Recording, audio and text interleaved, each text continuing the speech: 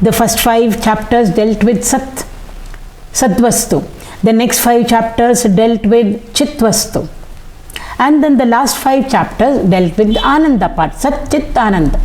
And when he was dealing with Ananda, the last 5 chapters, he was talking about the bliss of Brahman, Brahmananda. He said Brahmananda is Advaitananda, it is Yogananda. All that he told us, and finally in the last chapter, 15th chapter, when he is concluding, he named that chapter as, Brahmanande Vishayananda. Vishayananda means the happiness that we get by connecting with sense objects. Why is the teacher bringing down the bliss of Brahman to the happiness that we get when our desires are fulfilled? When things that we want come into our life, when people that we want, beings whom we want, enter into our lives. That is a happiness that which comes and goes. It's changeable. It's variable.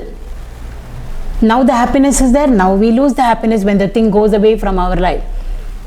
Or now it is there. It varies also. That happiness for a particular object can increase, can decrease.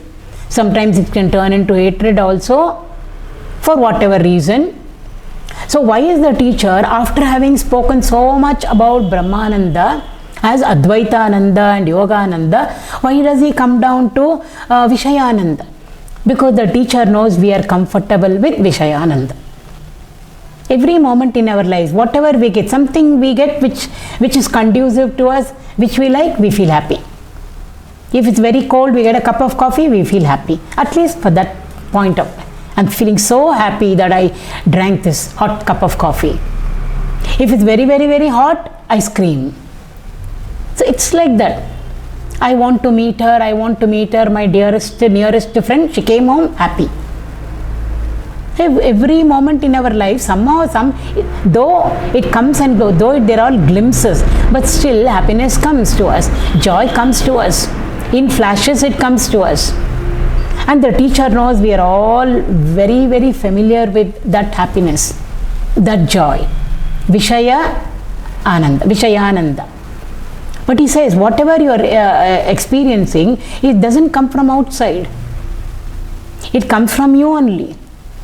The cup of coffee or the ice cream or the person, happiness is not an integral part of them. If it was, that person would have given uniform happiness to everybody. But she is my friend, somebody else doesn't like her. I may like coffee because it's conducive to me. I like it, but somebody doesn't like it. So coffee doesn't have happiness inherent in it. If it had, it would have given the same amount of happiness to everybody. So therefore we know happiness and joy is not an integral part of anything or any being. Then from where did it come? It came from us only. That means we are a source. Source of what? The teacher told us, you are Brahmananda. You are an infinite source of bliss. But right now you do not know that. But from that source of bliss, or let's call it source of happiness, which is there in us, ocean like it is, from there only little drops of that Brahmananda is what you are experiencing as your happiness or your joy. It doesn't come from outside. It comes from within you. But it doesn't come like an ocean, which never varies. Brahmananda is changeless. It's always, at all times, in all places, in all situation, condition, the quality and quantity remains the same. If we can use those words. Because it's not a vastu, but to understand. It never increases and decreases. Brahmananda doesn't increase and decrease. But our little happiness increases, decreases, quality-wise, quantity-wise, it keeps on changing. But still, from where did it come? Its source is inside, within us. And what is its source? Brahmananda alone is its source. From there only it came. It came out, as it were, went from us, travelled from us up to the object, got reflected at the object and came back to us. Therefore, we feel it is coming from the object or coming from her. But it didn't come from the object or from her. It came from us only. from us, one small little, let's say like a drop, not even a droplet of a droplet.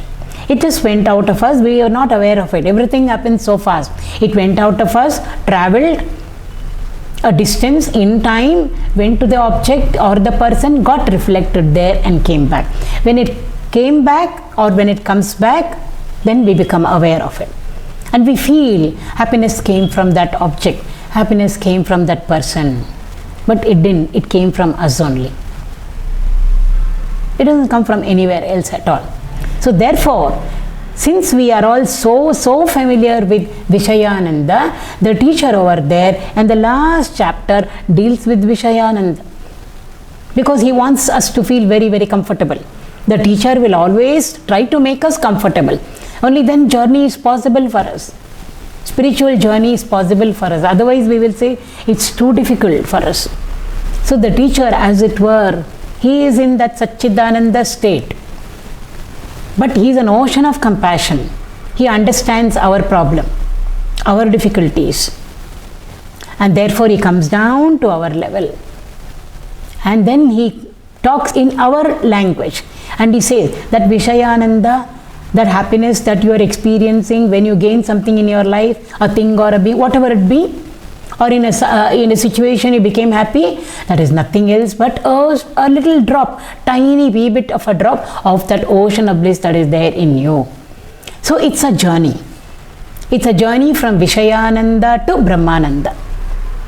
Similarly, likewise over here also, the teacher knows we are very comfortable with our physical body. Therefore, the journey starts from gross to subtle, beyond the subtle.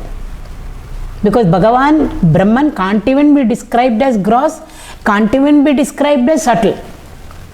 He is beyond gross and subtle. He is beyond everything. So how to make us even aware of it, how to make us even understand it, the teacher comes down to our level. He knows we are all tied up in our physical bodies. We are 24/7, 365 days connected with the body, identified with the body. So he says, okay, let us start with the body. Then we feel comfortable. Teacher is talking something which I am very familiar with, which I am very comfortable with. So from there starts the journey. Therefore, first comes the Shravana. From the Shravana, slowly upliftment should start for us. Up till in the seat of meditation, Anubhava happens. So here the teacher, like I said, this verse is, in this, he starts with our physical body. What is our physical body? Deha. He says it is Sthula. Sthula means gross. Of the Panchamahabhutas, we know grossest to subtle, subtlest, or subtlest to gross. We can go earth, water, fire, air and space. So if we move from earth to space, it is moving from gross to subtle. Or when we move the other way, from space to earth, it is from subtle to gross. So gross earth, a handful of mud, gross it is, dense it is. We can see it, we can smell the mud, we can even taste it. Krishna ate mud, we can taste it. Of course we can touch it, we get the feeling of what it is. Is it very coarse or very fine? The particles, mud particles there, we can weigh it, we can play with it. That is called gross. But subtle, nothing of those things are possible. Slowly when we move from earth, through water, through fire, through air, up to space, slowly grossness decreases and subtleness increases. So maximum gross is earth, Bhumi. Bhumi doesn't mean only Mother Earth, the realm of matter. And then slowly we have the realm of subtlety. Space. Space is something we can't see. We see in space. We see things in space. But space as such we can't see. We can't hear space. But in space we can hear. We can't hear it. We can't touch space. But in space we can touch and come in contact with anything. We can't feel. We can't. None of our sense organs can do whatever they are supposed to do. Seeing, hearing, smelling, tasting, and touching. All of them become null and redundant when it comes to space. You can see, hear, smell, taste, and touch space. But we can do all the seeing, hearing, smelling, tasting, touching in space. Therefore, we say space is the subtlest. Space is all pervading. The more subtle a thing, more pervasiveness it will have. Ice is the grossest form of water. It occupies a little space. Ice cube. When we convert it into water, it is more subtle. Therefore, that cube of ice, when we convert it into water, it occupies more space. It pervades more. That same amount of water, when we convert it into steam, ice we can see, water we can see, steam we cannot see. We know it is there. More subtle it is. It occupies a larger area, more pervasiveness. So in philosophy, always pervasiveness and subtlety are connected. Subtlety and grossness are both connected to pervasiveness. More gross, less pervasiveness. More subtle, more pervasive. Bhagavan is subtler than the subtlest, because he is the one who created space, which is subtlest. How much more? And we know space is all pervading.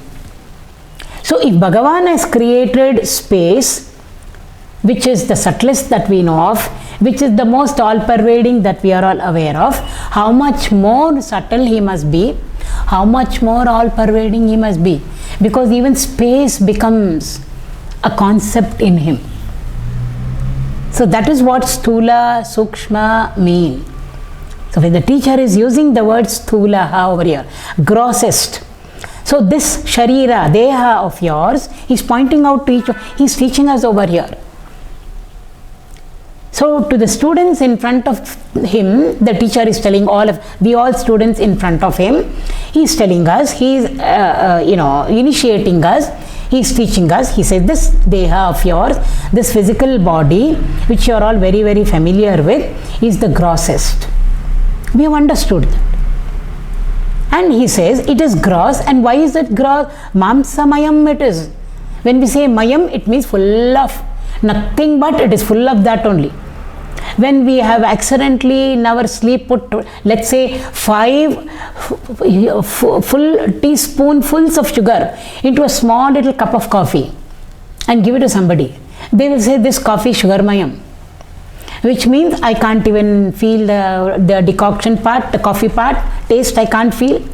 I can't, I'm not experiencing it.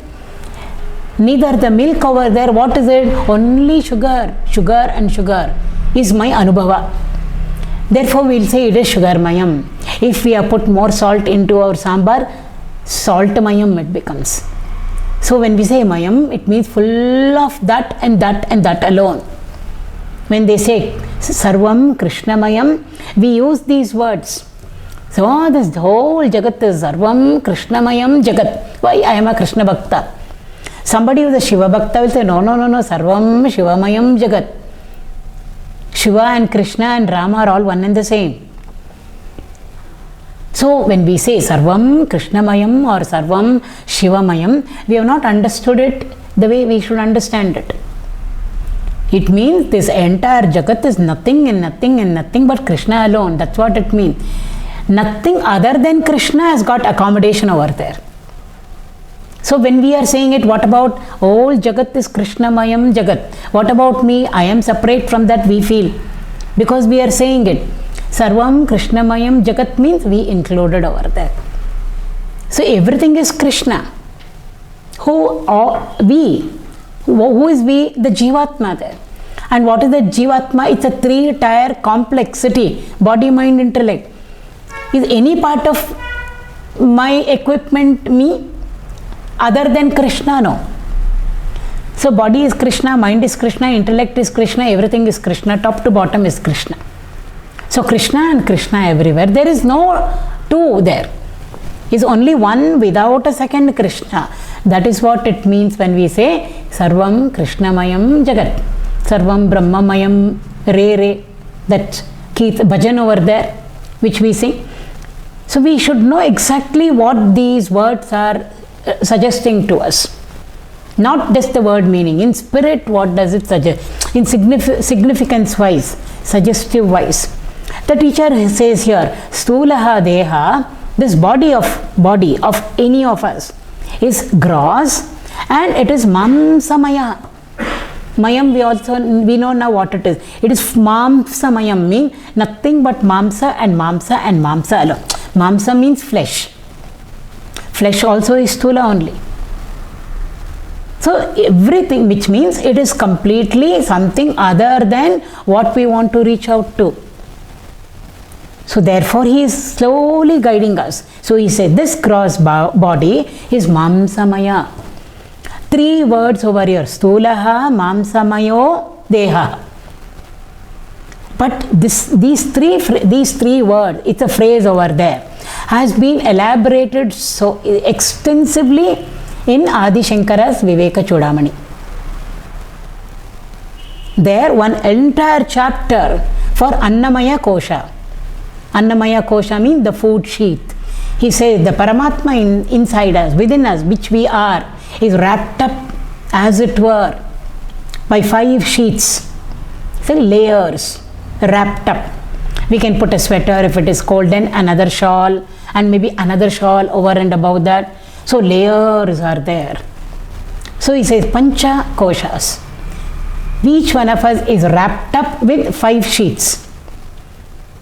Starting from Annamaya Kosha up to Anandamaya Kosha. We won't go through the Koshas now because so some teachers will call it as we are wrapped up with 5. Some say no, you are wrapped up with 3. Now is there a difference? It's just a way of presenting, that's all. All those 4 koshas have been made into 3. That's all. So in the 3, 5 is there hidden. So what are the 3? The 3 are Stula, Sukshma, Karana. All are one and the same. We don't have to get confused. The 5 has been made into 3. Merged into 3. 5 is too much to describe, make it into 3 and describe. In Rama Gita, which we went through that. Rama was advising, Rama is the Guru, Lakshmana was the disciple. So Rama talked about Stula Sharira, Sukshma Sharira, Karana Sharira. The 3 itself can be expanded to 5. And in the Viveka Chudamani, which is a very, very exhaustive, vast text, 581 verses in Viveka Chudamani of Shankara's.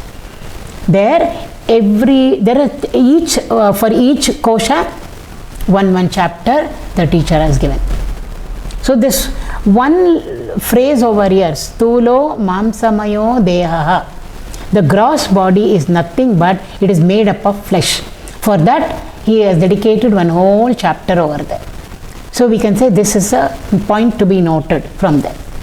So the moment we read this, the whole chapter on Annamaya Kosha should come into our mind. What the teacher is talking over there. What constitutes the gross body? He deals with it. Very exhaustively deals with it. What are all the parts of the body? Physical body. He says there are 7 parts. Starting from the outer skin is there, which we are all familiar with. The color of the skin, that is what is the outer skin. Just below the outer skin is the inner skin, pinkish in color. And that will be common color for all of us. From there inward, everything is the same. Only the outer skin color changes, and for that we fight. Just below the outer skin, everything is the same for all of us. So outer skin is there, he says, he points out. Inner skin is there, reflect on it, he says. Inner skin is there. Then of course comes the flesh, the muscle, then all the fat because of whatever we have eaten, that is there. Then the blood is there. It's a very important part of our flesh. The blood is an integral part of it. So blood is there, then his bone is there. Inside the bone, marrow is there. So there he actually is elaborating on it. Here the teacher has condensed everything and says mamsa. That's why I said every phrase, every word over there will be elaborated in some other text. And one word, there may be so many verses or shlokas for that one word. For one phrase, there may be a chapter there. There is a chapter, Annamaya Kosha, for these first three words. Stulo mamsamayo deha. So here he has used the word mamsa. But immediately somebody can ask, only flesh? Is the body made up of only flesh? The body is made up of skin, it's made up of fat, it's made up of blood, it's made up of a skeletal structure inside, and inside that marrow is there. Why has Shankara used only a mamsa? Because this is a Laghu text. So if we want all the details, we want the elaboration, go to Shankara's Viveka Chodamani, we will get the elaboration of mamsa.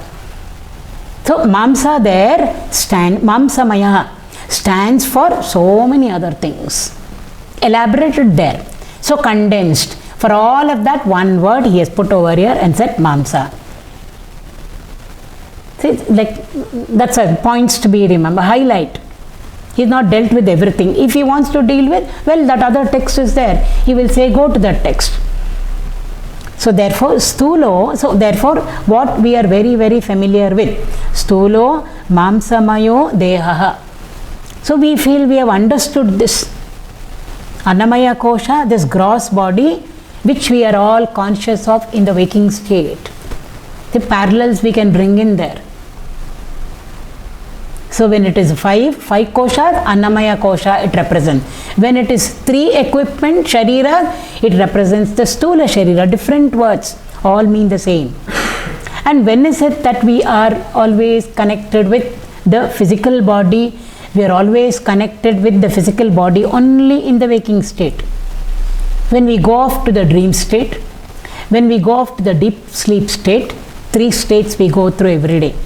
Waking, right now we are all in the waking state, dream state, just before we fall off to sleep, deep sleep, transition. We go through a transition of a dream state there, which is all happening inside us, not outside of us. And then from the dream we go to deep sleep. We don't straight away go, most of us. And also when we come back from deep sleep to the waking state, sometimes yes, we may from deep sleep come straight to the waking state, but very often, because for us those samskaras are so strong. Whatever we have seen, heard, we see, hear, smell, taste, touch, so many things in the world outside. All those impressions we have collected, or they've all gathered in our inner equipment. They won't keep quiet. So they will throw up a dream. Very often for us, masters never dream. Even the deep sleep, they never go into deep sleep like us. Our deep sleep is bhoga nidra. Nidra samadhi stitihi. For them, when they are in deep sleep, in quotes, they are in samadhi. Yes, of course, their physical body gets relaxed and gets revived to come back for our own welfare. So most of us go through all the three states every day. Deep sleep, back to dream, and then back to waking state. And waking, dream, and deep sleep state. So therefore, what does the physical body here, deha, which is gross, which is mamsamayam, indicate to us? It indicates to us our waking state. So we are all now very familiar with our waking state. I am awake, we say, I am the waker. And when I am awake, I am conscious of my equipment. Not only the gross, the subtle also. We are conscious of our body, mind, intellect. But of course, we are conscious of the body. And then we interact with the world outside. Things are there, beings are there, situations are there, places are different, times are different. So therefore, when Shankara says Stulo Mamsamayo Dehaha, all these things are included and incorporated there. The Stula Sharira, the Annamaya Kosha, then the waking state also is included and incorporated. So he is just first introducing us to our waking state. So like I said, we should not just read these 3 words and say, I have understood. Word meaning we have understood. What is it that the teacher is trying to tell us? He says, sit down and analyze. What is your deha? What is it that you call as your physical equipment? How is it? How do you relate to it? Is it gross? Is it subtle? No, it's gross. Why do you call it gross? If it is gross, then do you know that it is less pervasive? We are all sitting on our chair. We are not right now at the main door of our houses. We are not all pervading. So the implications which are there around it and about it, all those we must reflect on. And what is it comprised of? It's comprised of mamsa. Mamsa means flesh. Is it only flesh? No, we have to check up with our other texts. It will tell us what all factors are there which constitutes our gross body, for which Adi Shankara in Laghu Vakya Vritti has used the word mamsa. One word he has used over there. So it indicates not just mamsa or not just flesh, it indicates something beyond that. So many other things are it indicates to us. The one word indicates the many over there. And also, what state of mind is it indicating to us? It is indicating to us our waking state. So in the first line, 1/4 of that verse, 3 words, or the first part, phrase, Stulo Mamsamayo Deha, the teacher has indicated to us what exactly is our body. What is its characteristic? It is Stula.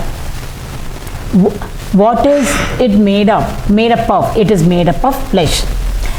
In which state do are we more in contact with it or more identified with it? In the waking state. Once we have understood this much, each one of the phrase we must sit and do our manana, reflection. Then he will shift to the next sharira. Which is the next sharira here? The subtle body. Subtle body far removed from, completely different from the gross body or the stula sharira. If that is stula sharira, now let's analyze what is the sukshma sharira. Why is it called sukshma and what is its characteristic? If the stula sharira, which we call as the physical body, is mamsamaya, what constitutes my sukshma sharira and what mayam is it? Is what the second part of this verse, if we divide it into 4 units, that is what it indicates, which we will go through in the next class.